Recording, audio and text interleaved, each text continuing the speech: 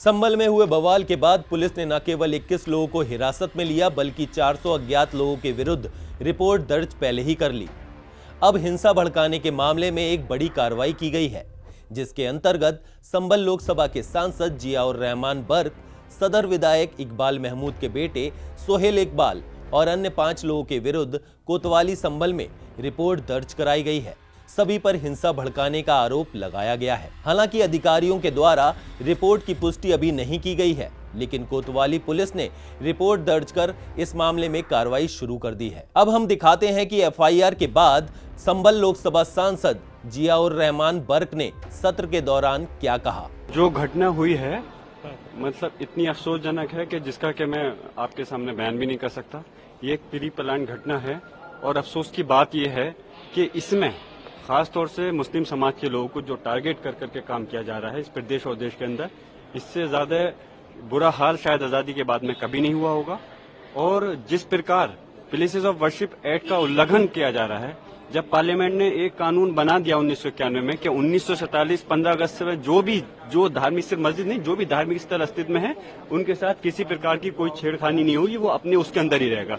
लेकिन उसके बावजूद कि जगह जगह याचिकाएं दारी डाली हैं और सेम डे पर उसमें आदेश हो रहे हैं। सर्वे और डीएम और एसपी ने उसी दिन जाकर के सर्वे कराया और सर्वे करा करके हमने बहुत सुकून के साथ सर्वे फिर भी हमने करा दिया।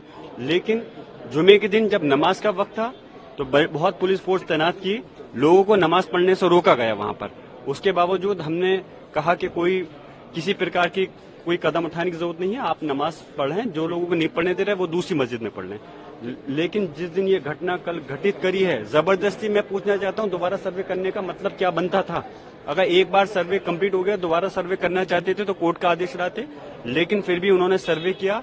और जो लोग वहां पर थे, जब सर्वे के लिए ये लोग अंदर पहुंचे तो मॉब के साथ में जय श्री राम और उसके नारे लगाते हुए गए। आइए बताते हैं कि यूपी के संभल की जामा मस्जिद का ये मामला कैसे शुरू हुआ। दरअसल यूपी के संभल की जामा मस्जिद में हरिहर मंदिर का दावा किए जाने के बाद सर्वे के दौरान रविवार सुबह माहौल हिंसक हो गया। 4 घंटे तक पथराव, फायरिंग और आगजनी हुई, जिसमें 4 लोगों की मौत और कई पुलिसकर्मी घायल हुए। पुलिस के वाहनों को निशाना बनाया गया।